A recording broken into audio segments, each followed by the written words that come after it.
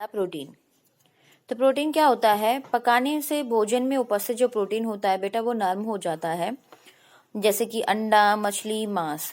ठीक है, तो भोजन में सभी उपस्थित जो प्रोटीन होते हैं पानी को चूस लेते हैं।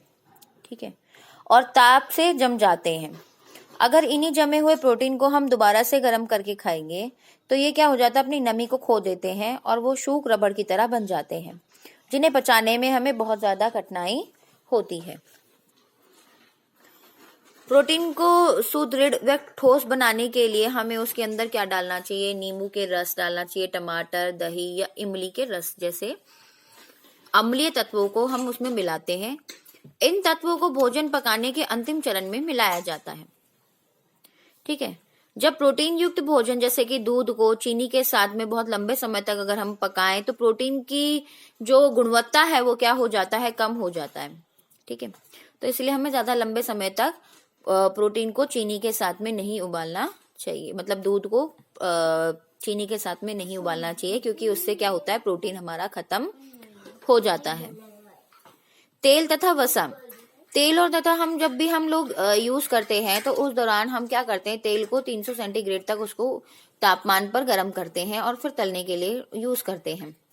पर हम क्या करते हैं कि जो हमारा तेल यूज हो चुका है हम उसको दोबारा यूज करते हैं, जो कि एक नॉर्मल प्रक्रिया है। पर हमें ऐसा नहीं करना चाहिए, क्योंकि उसकी जो गुणवत्ता है वो क्या हो जाती है? कम हो जाती है। हमेशा जो पकने के लिए जो हम बार बार तेल प्रयोग करते हैं, तेल का प्रयोग नहीं करना चाहिए। हमेशा एक मतलब हमें अपनी रसोई में प्रयोग होने वाले कुकिंग ऑयल को बदलते रहना चाहिए। एक ही तेल को प्रयोग नहीं करना चाहिए।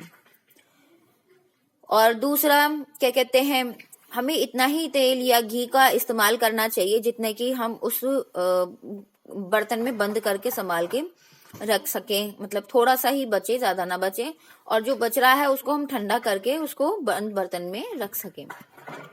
अब खनिज क्या होते हैं, जैसे कि सोडियम, पोटेशियम जैसे खनिज पानी में घुल जाते हैं। ठीक है, तो अगर हम भोज्य पदार्थ जिसके अंदर जो कटे हुए हैं पहले से अगर उनको धोते हैं तो उनके अंदर जो पोषक तत्व होते हैं वो क्या होते हैं, पानी में मिल जाते हैं और वो कहाँ पर चले जाते हैं? नष्ट हो जाते हैं, क्योंकि वो फिक जाता है। तो पकाने की प्रक्रिया के दौरान सब्जियों और फलों को काटने से पहले क्या करना चाहिए? हमें धोना चाहिए। यहाँ पे कुछ पॉइंट्स हैं, वो तो हम नॉर्मली सभी को पता है। पोषक तत्वों का संरक्षण कैसे कर सकते हैं? सब्जियों को काटने से पहले धोना चाहिए ताकि उनके अंदर जो विटामिन है नष्ट ना हो। सब्जियों के ऊपर से छिलका निकालते समय ध्यान रखना चाहिए कि छिलकों को जितना हो सके उतना पतला होना चाहिए, क्योंकि उसके नीचे क्या होता है, विटामिन और खनिज होते हैं और वो भी उसके साथ में चले जाते हैं। सब्जियों को पकाने से पहले बड़े बड़े टुकड़ों में काट लेना चाहिए, क्योंकि बड़े टुकड़ों में से जो हमारे पोषक तत्व हैं उनकी हानि नहीं होती है। सब्जियों को पानी में पकाना है तो उन्हें उबलते हुए पानी में ही डालने चाहिए, जिससे कि उनके जो पोषक तत्व हैं वो बने रहें। भोजन पकाने के लिए आवश्यकता अनुसार ही पानी का प्रयोग करें, ज्यादा पानी का इस्तेमाल ना करें। भोजन पकाते समय खाने वाले सोडे का प्रयोग ना करें, क्योंकि सोडे से आपको पता ही है कौन कौन से आपके विटामिन जो है नष्ट होता है, अभी पढ़ाई है हमने। भोजन पकाते समय इमली या नींबू के रस का प्रयोग करना चाहिए, क्योंकि उससे क्या होता है, हमारे विटामिन क्या रहते हैं? बचे रहते हैं। ठीक है,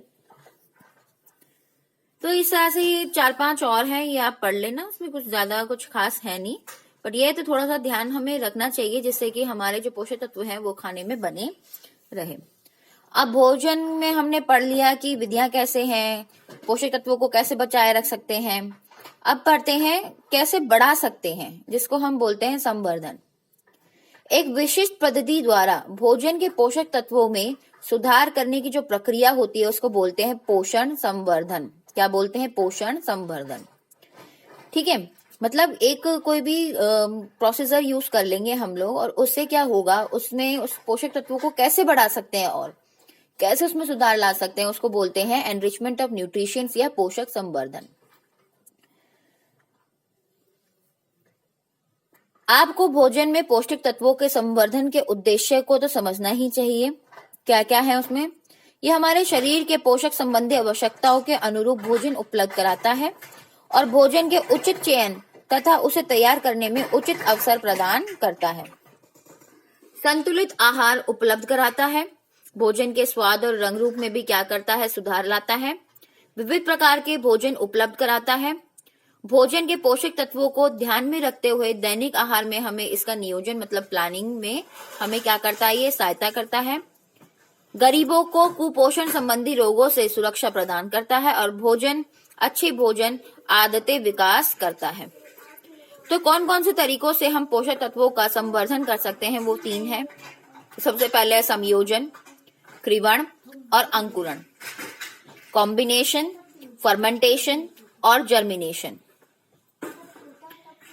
कॉम्बिनेशन में क्या होता है कि हम भोजन को, जैसे कि मान लीजिए कि हमने भोजन का एक समूह बना लेते हैं जिसमें भोजन पदार्थ का हम लोग क्या करते हैं, मिश्रण करते हैं अलग अलग पोषक तत्वों का, और इसी प्रकार से हम एक ही व्यंजन में अनेक भोज्य पदार्थ को शामिल करके उनको करके भी सभी पोषक तत्वों को हम क्या कर सकते हैं, प्राप्त कर सकते हैं। जैसे कि खिचड़ी, ढोकला, मिस्सी रोटी कुछ उदाहरण हैं। जैसे हम विभिन्न भोजन समूह के तत्वों को मिश्रित करते हैं। भोजन का इस प्रकार का संयोजन पौष्टिक तत्वों की गुणवत्ता में सुधार करता है। ठीक है, तो इस तरह से आपने देखा होगा कि कोई भी चीज हम बना रहे हैं उसमें बहुत सारी चीज हम उसके अंदर डाल देते हैं। सलाद, दही, छाछ, चटनी, अचार, पापड़, इसके साथ मिला के हम लोग क्या करते हैं, अपना आहार खाते हैं। तो ये क्या हो जाता है, हमारा कॉम्बिनेशन, और इससे क्या होता है, पोषक तत्वों की क्या हो जाती है, संवर्धन हो जाती है और उसकी क्या कहते हैं, गुणवत्ता क्या होती है, बढ़ जाती है। दूसरा आता है कृवण। कृवण मतलब खमीर उठाते हैं हम लोग। जैसे डोसा बनाते हैं तो क्या करते हैं, एक रात पहले चावलों को भिगो के रखते हैं, फिर उसको पीस के उसमें दही या वैसे कुछ करके उसको कृवण करते हैं, है ना। ऐसी ढोकला है, ब्रेड है, ये भी हम क्या करते हैं, इसका कृवण करते हैं।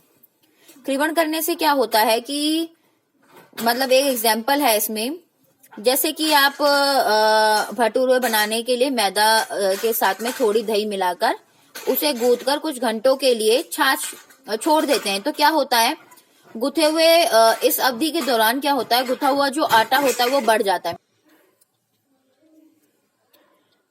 तो क्या होता है कि इस अवधि के दौरान गुथा हुआ आटा जो होता है वो बढ़ जाता है। जब आप मैदा के साथ में दही को मिलाते हैं तो उसमें सूक्ष्म जीवाणु तेजी से विकसित होने लग जाते हैं। ये कृवण की प्रक्रिया आरंभ कर देते हैं, जिसके कारण गुथी हुई सामग्री बढ़ने लगती है और मात्रा में लगभग दुगनी हो जाती है। कृवण से भोजन सुपाच्य हो जाता है। कृवण से भोजन स्पंजी और नर्म हो जाता है। ठीक है, और एक लास्ट प्रोसेस है जिसको हम बोलते हैं अंकुरण या जर्मिनेशन। इसमें क्या होता है कि हम दाल वाल को पहले एक दिन पहले 12 से 14 घंटे के लिए हम उसको छोड़ देते हैं भिगोकर, फिर उसे कपड़े में बांधकर टांग देते हैं या कोई हमारा क्या कहते स्प्राउट मेकिंग बॉक्स होता है उसमें डाल देते हैं। उससे क्या होता है, उसके अंदर जो है जड़ें से निकलनी शुरू हो जाती हैं, स्प्राउट से निकलने शुरू हो जाते हैं, और ये जो है इससे क्या होता है, इसकी गुणवत्ता जो होती है वो डबल हो जाती है।